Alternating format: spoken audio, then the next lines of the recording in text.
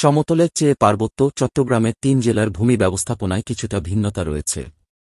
তবে এটাকে কেন্দ্র করে যদি কেউ ভূমি ক্রয় বিক্রয়ের জন্য সনদ বাণিজ্যে জড়িয়ে পড়লে অপরাধীদের কোনোভাবেই ছাড় দেওয়া হবে না বলে হুঁশিয়ারি দিয়েছেন বান্দরবানের জেলা প্রশাসক শাহ মোজাহিদ উদ্দিন।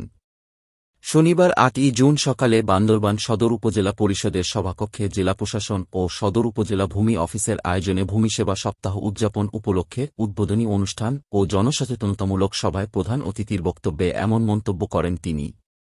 এ সময় জেলা প্রশাসক বলেন, ভূমি সেবা সপ্তাহের এবারের প্রতিপাদ্য স্মার্ট ভূমি সেবা, স্মার্ট নাগরিক। দ্রুত সময়ের মধ্যে পার্বত্য জেলা বান্দরবানে ডিজিটাল সার্ভের মাধ্যমে ভূমি ব্যবস্থাপনাকে স্মার্ট ভূমি ব্যবস্থাপনার আওতায় আনা হবে। এখনও বান্দরবানের ভূমির তথ্যগুলো এনালগ পদ্ধতি রয়েছে এবং সেগুলোকে সঠিকভাবে পরিমাপ করে তথ্যগুলোকে ডিজিটাইজেশন করা হবে। হেডম্যান, কারবারি ও চেয়ারম্যানদের আরও সচেতন হওয়ার পাশাপাশি কেউ যাতে পার্বত্য এলাকায় ভূমি ক্রয় বিক্রয় করে প্রতারণার শিকার না হয় সেজন্য সকল প্রয়োজনীয় দলিল সূক্ষ্মভাবে পরীক্ষা নিরীক্ষা করে ভূমি অফিসে দাখিল করার আহ্বান জানান। তিনি বলেন, ভূমি ক্রয় বিক্রয়ে কেউ ভুয়া কাগজ দাখিল করলে আর তার সঙ্গে ভূমি অফিসের কেউ জড়িত থাকার প্রমাণ পেলে তাদের বিরুদ্ধে কঠোর ব্যবস্থা নেওয়া হবে।